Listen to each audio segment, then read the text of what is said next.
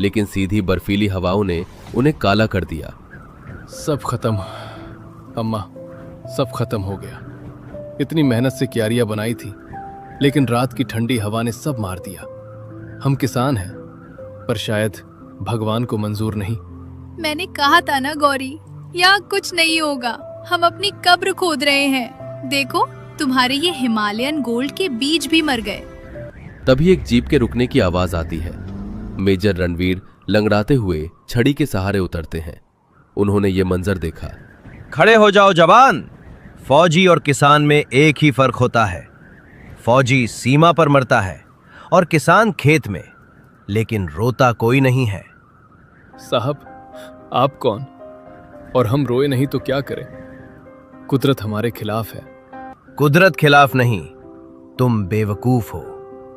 20 साल पहले मेरा गांव भी ऐसे ही एक तूफान में बह गया था। मेरी मां भी ऐसे ही खेत में बैठी रो रही थी, क्योंकि हमें कोई बताने वाला नहीं था कि तूफान से कैसे लड़ें। वो ठंड से मर गईं और मैं फौज में चला गया। आज जब तुम्हें देखा तो लगा इतिहास खुद को दोहरा रहा है। मैं तुम्हें अपनी मां की तरह हारने नहीं दूंगा। सावित्री अम्मा मेजर की ओर देखती हैं।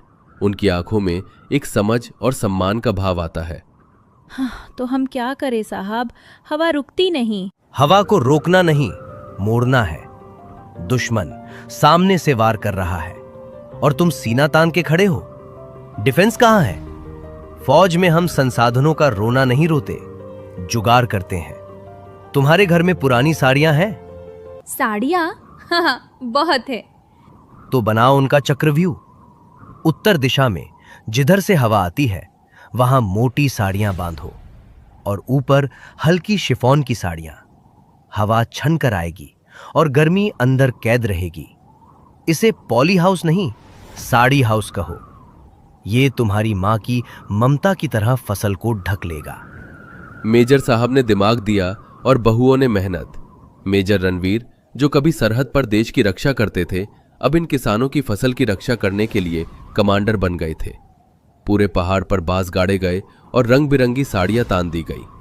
1 साल बाद साड़ियों के नीचे सब्जियां लहलहा रही हैं। भैरव सेठ ट्रक लेकर वापस आता है। वाह, मान गए बहुओं को। चलो, मैंने ट्रक मंगवा लिया है। सारी सब्जी मुझे दे दो। 10 रुपए किलो दूंगा। एहसान मान लो, वरना मंडी तक ले जाने का भाड़ा कौन देगा? 10 रुपए? शहर में ये ब्रोकली और जुगनी 100 रुपए की बिकती है सेठ। हमें बेवकूफ मत समझो। तो